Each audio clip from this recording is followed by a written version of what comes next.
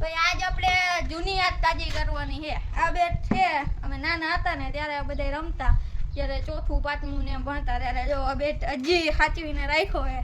ભાઈ આજે આપણે એનાથી પાછું રમવાનું છે. ઉનાળાનું વેકેશન આવ્યું, બધા સુરતથી ને એમ આવ્યા છે એટલે બહાર રમતા હતા. કીધું હાલો આપણે જૂની યાદ તાજી કરી લે, હાલો આપણે રમવા જાય.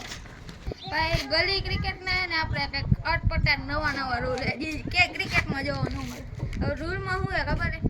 અહીંયા આમાં ડેલો છે, પછી વટે ને એટલે 4 લાગે અને આ બ્લોક પૂરા થાય છેલ્લે. પછી બ્લોક વધે ને એટલે 6 લાગે.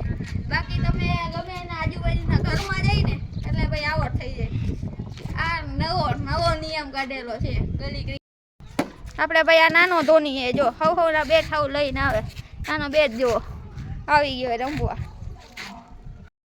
ભાઈ આપણો પહેલો વારો બોલિંગ કરવાનો. જોઈએ આપણે કઈ બોલિંગ કરી, કેમ કે નાના હતા ત્યારે રમ્યું હતું, હવે ભૂલાઈ ગયું કે નહીં ખબર નહીં. હાલો જોઈ.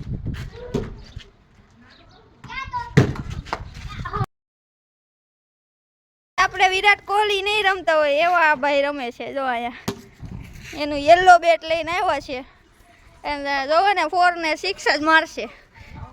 એક રૂલ નવો એવો છે કે જે બોલ જવા દે ને ધાબે કે ગમે અહીંયા કોકના ઘરે એને એ બોલ લેવા જવાનો. અત્યારે તો જો ઉપરથી ઘા કર્યો છે, લેવા ગયો તો જો ભાઈ એને નાખ્યો ને એની લેવા જાય. આ ભાઈ ચોખ્ખી ચીટિંગ કરે જો. હવે આમ કે સાયકલ માંડીને પેલા આવડતો હતો ને હવે એમ કે આ બે ઈટા વચ્ચેથી નીકળતા આવડતા. ઈટા વચ્ચેથી કેમ કાઢવો? આમ નકરો ચીટિંગ કર્યા રાખે.